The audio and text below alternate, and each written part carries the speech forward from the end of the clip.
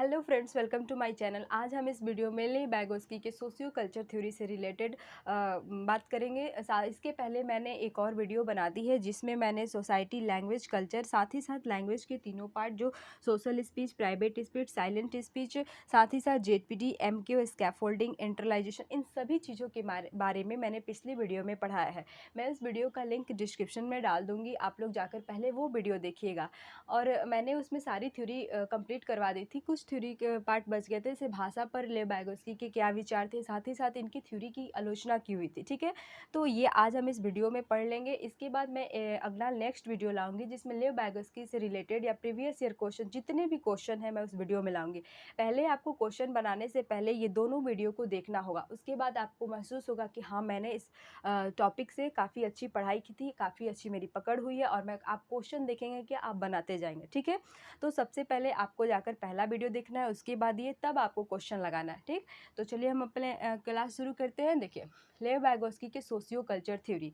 पहले हम जानेंगे कि बैगोस्की एक मनोवैज्ञानिक थे, तो ये कहाँ के थे। देखिए, मैंने आपको ट्रिक से बताया था कि अगर हम किसी को गुस्सा होकर क्या बोलते हैं, बाय, रूस के बोलते हैं, रूस के कोई वो क्या बोलता है, बाय, तो बैगोस्की ने बाय मतलब बाय वर्ड आया, तो ये कहाँ के थे, तो ये एक रूसी मनोवैज्ञानिक थे। ठीक है, इसके बाद बात करते हैं कि बैगोस्की ने कौन सी थ्योरी दी थी, तो सोशियो कल्चर थ्योरी, यानी कि सामाजिक, सोशियो मतलब समाज, कल्चर मतलब संस्कृति, सामाजिक संस्कृति एक सिद्धांत, सामाजिक सांस्कृतिक सिद्धांत दिया था। किसने, तो बैगोस्की ने।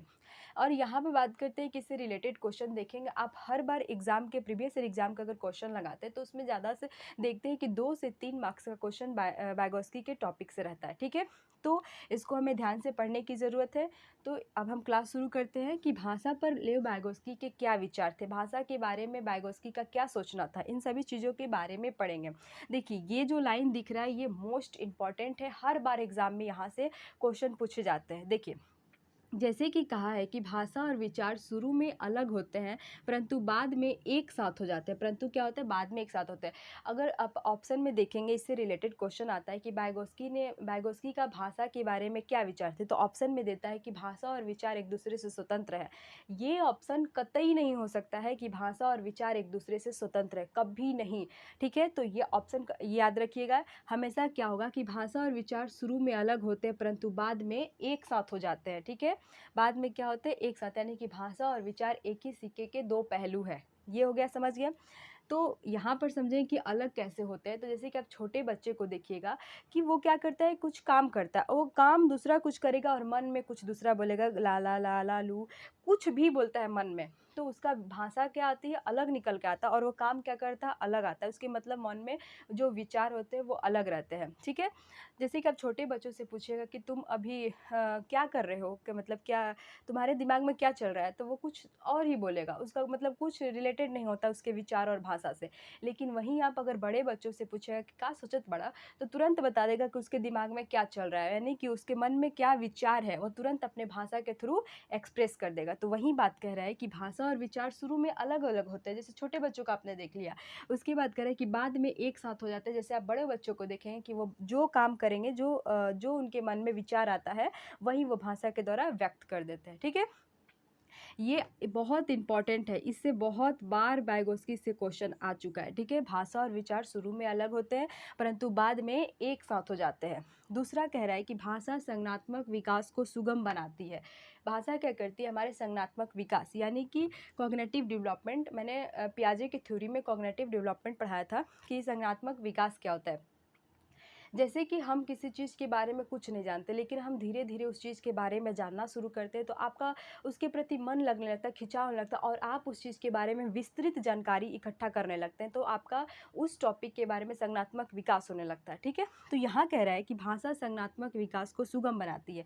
यहाँ हम एक एग्जाम्पल से समझेंगे कि कैसे सुगम बनाती है। देखिए, जैसे कि आप किसी पर्सन से मिल रहे हैं, मतलब किसी व्यक्ति से मिल रहे हैं, तो आपको मतलब भाषा नहीं, इंग्लिश लैंग्वेज नहीं आती है, लेकिन आपको क्या करना है, अपना एक्सप्रेशन दिखाने के लिए आप क्या बोलते हैं, पहला क्वेश्चन पूछते हैं लोग, व्हाट इज़ योर नेम, तो उधर से रिप्लाई करेगा कि माय नेम इज़, जो भी है। ठीक है, लेकिन उसके बाद आपको भाषा आती नहीं है कि अगला हम क्या इंग्लिश में बात करें, तो तुरंत आप क्या कर लेते हैं, का नाम, मतलब तुरंत आप क्या बात करते हैं, तुम कुछ भी मतलब इंग्लिश में बोल देते हैं कि इधर कहाँ आए हो, कहाँ तुम नए हो, ये सब मतलब हिंदी लैंग्वेज यूज़ कर लेते हैं क्योंकि आपको इंग्लिश लैंग्वेज आती नहीं है और आपका इस विषय में विकास नहीं हुआ और आप बस व्हाट इज़ योर नेम कह के रुक गए।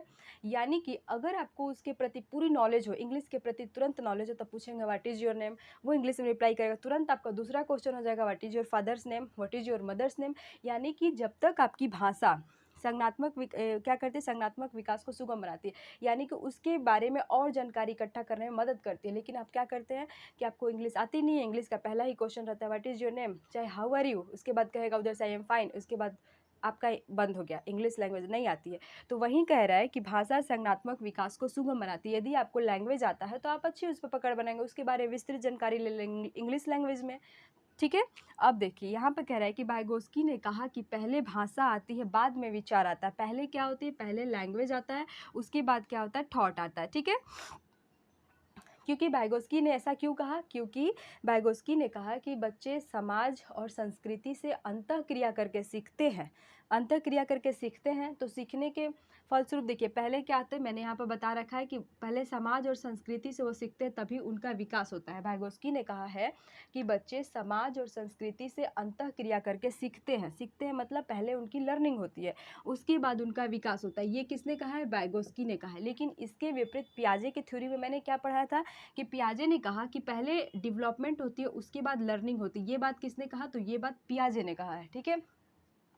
तो ये दोनों बार बार आता है कि वाइगोस्की के अनुसार लर्निंग पहले होती है डेवलपमेंट, तो वाइगोस्की के अनुसार पहले लर्निंग होती है उसके बाद डेवलपमेंट होता है।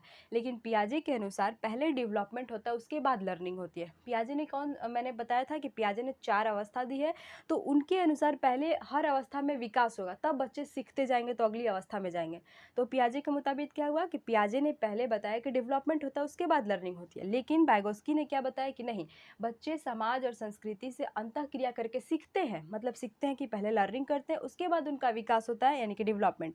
तो ये 2 बातें हो गई उनके बारे में। लेकिन यहाँ ये वाइगोस्की ने क्या कहा, वाइगोस्की ने कहा कि पहले भाषा आती है उसके बाद विचार आता है, यानी कि बच्चे समाज और संस्कृति से अंतःक्रिया करते हैं तो उन्हें पहले भाषा की नॉलेज होती है, तब उनके दिमाग काम करना शुरू करता है, उनके दिमाग में थॉट आता है। ठीक है।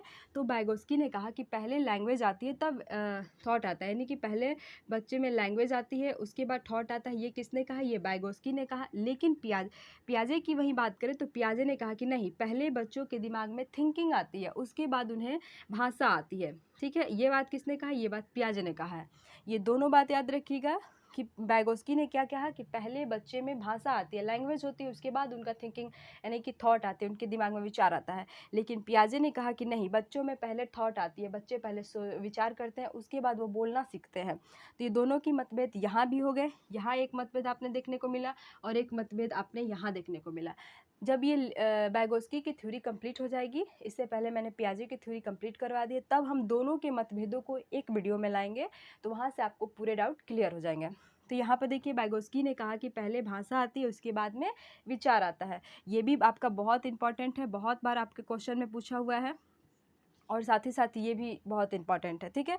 अब हम बात करेंगे कि वाइगोस्की की आलोचना क्यों किया था। इन्होंने काफ़ी अच्छी थ्योरी दी है, सोशियो कल्चर थ्योरी, लेकिन फिर भी इनकी आलोचना क्यों हुआ था। ठीक है। तो यहाँ हम बात करते हैं कि पहली आलोचना क्या था कि ignore the value of age. Vygotsky जो थे एज को बिल्कुल इग्नोर कर दिया। उनके मुताबिक एज से कोई मतलब नहीं है। इनका कहना है कि 13 साल का बच्चा हो या 15 साल का बच्चा हो, उससे कोई मतलब नहीं है।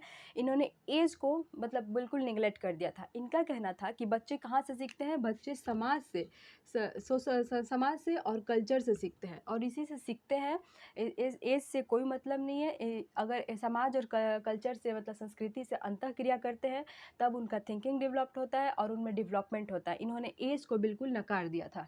लेकिन पियाजे ने क्या किया था, पियाजे ने 4 अवस्था दी थी और उन्होंने बताया कि 4 अवस्था, जैसे कि पहली अवस्था सेंसरी मोटर स्टेज था जो जन्म से 2 वर्ष था। तो देखेंगे कि जन्म से 2 वर्ष में हर एक बच्चा वही मतलब ज़्यादातर बच्चे का काम क्या होता है, मिलता जुलता है। ठीक है। लेकिन ये वाइगोस्की ने एज को निगलेक्ट कर दिया। इनका कोई मतलब नहीं है एज से। इनका कहना है कि बच्चे समाज और संस्कृति से सीखते हैं, सीखने के बाद इनकी लर्निंग होती है, लर्निंग से इनका डेवलपमेंट होता है। ठीक। तो इन्होंने एज को निगलेक्ट कर दिया था, इसलिए इनकी आलोचना हुई थी, इंपॉर्टेंट।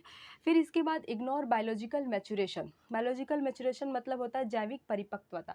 ये इसको भी वाइगोस्की ने क्या किया, इग्नोर कर दिया। देखिए यहाँ पर लोगों का कहना है कि अगर किसी बच्चे के जैसे कि किसी बच्चे में एज बढ़ते जाता है, किसी बच्चे का एज बढ़ा, ठीक है, पहले उसका एज बढ़ा, एज बढ़ने के साथ क्या होता है, उसमें बायोलॉजिकल मैच्योरेशन आ गई, ठीक है, उसके में बायोलॉजिकल मैच्योरेशन आ गई, फिर उसके बाद क्या हुआ कि उसका ब्रेन डेवलप्ड हुआ, ठीक है, ब्रेन डेवलप्ड हुआ, अगर वो उसका ब्रेन डेवलप्ड होता है तो फिर उसमें डेवलपमेंट होता है, ठीक है, लेकिन बाइगोस्की ने बायोलॉजिकल मैच्योरेशन को पूरी तरह से निगलेक्ट कर दिया। देखिए, लोगों का कहना है, एक कहावत आती है कि शुरू में मैंने वो चीज़ें की जो मतलब शुरू में मैंने वो चीज़ें की जिसको याद करके आज हम हँसते हैं कि मैं सच में पागल था। यानी कि अगर आप देखेंगे कि बचपन की बातों को याद करेंगे तो आपको हँसी आएगी कि मैंने वो किन-किन चीज़ों के लिए रोया है, किन-किन चीज़ों को खोकर मैंने रोया है, और आज उन चीज़ों को याद कर आप हँसते हैं कि मैंने क्या गलती की, क्या फालतू के बातों पर मैं रोया है। ठीक है? तो जैसे-जैसे यहाँ देखा जाए कि जैसे-जैसे आपकी एज बढ़ती है तो आप में बायोलॉजिकल मैच्योरेशन आता है, आपका ब्रेन डेवलपमेंट होता है और आपको लगता है कि वो चीज़ें जिसके लिए मैं रो रहा था वो बिना किसी काम का था, ऐसा महसूस होता है आप लोग को। तो यहाँ पर एज ज़रूरी है, एज ज़रूरी है। फिर देखें कि जैसे-जैसे बच्चे परिपक्व होते हैं तो उनमें दिमाग का जो थिंकिंग का सोचने समझने की जो क्षमता होती है वो उनका स्तर ऊँचा हो जाता है। तो यहाँ पर बायोलॉजिकल मैच्योरेशन को वाइगोत्स्की ने निग्लेक्ट कर दिया, इग्नोर कर दिया, तो ये भी इनके क्रिटिसाइज यानी आलोचना का एक मुख्य कारण था। तीसरी बात है, does not give stage of development. इन्होंने डेवलपमेंट की, विकास की कोई अवस्था नहीं दी थी, जबकि पियाजे ने 4 अवस्था दी थी। लेकिन पियाजे की थ्योरी अधूरी हो क्योंकि वो अपनी अवस्था को अपरिवर्तनशील बता दिए थे। इन्होंने क्या कहा, does not give stage of development, development की कोई अवस्था नहीं होती है। बच्चे जो चीज़ भी सीखते हैं वो कहाँ से सीखते हैं, समाज और संस्कृति से सीखते हैं, और समाज और संस्कृति से सीखने के बाद उनकी लर्निंग होती है, लर्निंग होने के बाद उनके दिमाग में बहुत सारे विचार, थॉट आते हैं, थिंकिंग होती है और उससे उनका डेवलपमेंट होता है। इन्होंने स्टेज को बिल्कुल नकार दिया है। लेकिन आप देखेंगे कि कभी-कभी स्टेज जैसे पियाजे ने दिया था कि एक स्टेज के बाद हर एक स्टेज में बच्चे का डेवलपमेंट होता है। पियाजे और वाइगोत्स्की की थ्योरी देखिए, पियाजे ने उस पर ज़्यादा जोर दिया जिसको वाइगोत्स्की ने इग्नोर किया है, और वाइगोत्स्की ने उस पर ज़्यादा जोर दिया जिसे पियाजे ने इग्नोर किया है। तो देखा जाए तो दोनों की थ्योरी अधूरी है, ठीक है? इसलिए इनका भी आलोचना हुआ था। चौथी बात है कि इन्होंने रोल ऑफ लैंग्वेज को बहुत मतलब इन्होंने महत्वपूर्ण मान लिया था। इनका कहना था कि लैंग्वेज के बिना कुछ हो ही नहीं सकता है। लैंग्वेज को इतना इन्होंने कॉग्निटिव डेवलपमेंट में महत्वपूर्ण माना। लेकिन बाकी लोगों का कहना था कि ठीक है, लैंग्वेज इम्पोर्टेंट है, लेकिन अगर आप देखा जाए वाइगोत्स्की का कहना था कि लैंग्वेज इम्पोर्टेंट बहुत ज़्यादा है, बहुत ज़्यादा। इसके बिना बच्चा सोच नहीं सकता है, कुछ अपना काम नहीं कर सकता है। लेकिन दूसरे लोगों का कहना था कि ठीक है, आपकी बात सही है, लेकिन ये भी तो है कि जो बच्चा सुन नहीं सकता, बोल नहीं सकता, क्या उसके पास दिमाग नहीं है? क्या उसकी थिंकिंग नहीं हो रही है? क्या वो सब चीज़ों को समझ नहीं पा रहा है? तो इस बात पर भी इनका वाइगोत्स्की का क्रिटिसाइज़ हुआ था, आलोचना, कि लैंग्वेज इम्पोर्टेंट है, पर जितना इन्होंने इम्पोर्टेंट इसको बना दिया, उतना ज़्यादा नहीं, क्योंकि जिनके पास जो बोल नहीं सकते, जो सुन नहीं सकते, उनके पास भी थिंकिंग यानी सोचने समझने की क्षमता है। इसलिए इनका क्रिटिसाइज़ हुआ। इसके बाद हम बात करते हैं इग्नोर सोशियो इमोशनल एस्पेक्ट की बात करते हैं। देखिए, इसको भी इन्होंने इग्नोर कर दिया, सामाजिक इमोशनल एस्पेक्ट। देखिए, यहाँ समझते हैं सोशियो इमोशनल एस्पेक्ट क्या होता है, कि जैसे कि आप समाज में उन्हीं लोगों के साथ आप ज़्यादा बातचीत करते हैं जिनके साथ आपका ज़्यादा लगाव होता है, ठीक है? लेकिन वाइगोत्स्की ने इमोशनल वाले वर्ड को पूरी तरह से नेग्लेक्ट कर दिया था, ठीक? क्यों? क्योंकि इन्होंने सबसे ज़्यादा जोर किस पर दिया था? समाज पर दिया था, इमोशंस पर नहीं दिया था, ठीक है? लेकिन बाकी लोगों का कहना था कि अगर आप समाज की बात करें और जिससे आपका कोई अट्रैक्शन ही नहीं है, इमोशन ही नहीं उसके प्रति, तो आप उसे बोलना बहुत कम, मतलब इग्नोर करते हैं कि हम इसको जानते ही नहीं तो क्यों बोलें, ठीक है? लेकिन वहीं आपके किसी पुराने दोस्त भी मिल गए तो भी आप उससे खुल के बात कर लेंगे, क्योंकि आपका कुछ इमोशंस उससे जुड़े होते हैं। अगर आपके दोस्त जो समाज के दूसरे व्यक्ति है, अगर वो आपको अच्छा भी सिखाए तो आपका उतना सीखने का मन नहीं करता है, क्योंकि उसे कोई मतलब नहीं है, इमोशंस नहीं है, उसके प्रति अट्रैक्शन नहीं है, आप उसको नहीं जानते हैं। लेकिन वही इमोशनल अगर आपका दोस्त बिगड़ा भी हुआ है ना, अगर आपको कुछ गलत भी सिखा रहा है तो भी आप सीख लेते हैं, क्योंकि उसके साथ आपका अट्रैक्शन है, इमोशंस है, ठीक है? तो वाइगोत्स्की ने सिर्फ समाज पर जोर दिया था, समाज पर, इमोशन पर इसने कुछ जोड़ ही नहीं आता। इस वजह से भी इनका आलोचना हुआ था। तो समझ में आया कि वाइगोत्स्की के किन-किन बातों के लिए आलोचना हुआ था उनकी थ्योरी का। साथ ही साथ आपने ये भी देखा कि भाषा पर इनके क्या विचार थे। तो आज हमारी थ्योरी पूरी तरह से कंप्लीट हो गई है। इससे पहले मैंने प्रीवियस मतलब पिछला वीडियो में बैगोस्की की थ्योरी से रिलेटेड सभी चीज़ें पढ़ा रखी है जो आपके एग्ज़ाम में बहुत इंपॉर्टेंट है, जैसे कि जेडपीडी, एमक्यू, स्कैफोल्डिंग, इंटरलाइजेशन, ये तीनों। इसमें से आपका प्राइवेट स्पीच भी बहुत बार पूछता है। इन सब की चीज़ों के बारे में मैंने उस वीडियो में पढ़ा रखा है। उस वीडियो का लिंक मैं इस वीडियो के डिस्क्रिप्शन में डाल दूँगी। आप लोग पहले वो वीडियो देखिए, फिर ये देखिए। इसके बाद मैं क्वेश्चंस के सेट लाऊंगी, उसके अनुसार आप बायोगोस्की के टॉपिक को पूरी तरह से देखेंगे कि आपने कंप्लीट किया है, और आप बिना डरे बायोगोस्की के क्वेश्चन कहीं से भी लगा सकते हैं। इस तरह से मैंने पूरी थ्योरी कंप्लीट करवाई है, ठीक है। तो अगर आपको किसी भी प्रकार की डाउट हो तो आप वीडियो के कमेंट में डाल दीजिएगा। मैं नेक्स्ट वीडियो में उन सारे डाउट को क्लियर कर दूँगी। ठीक, तो आज के लिए इतना ही। Thank you so much.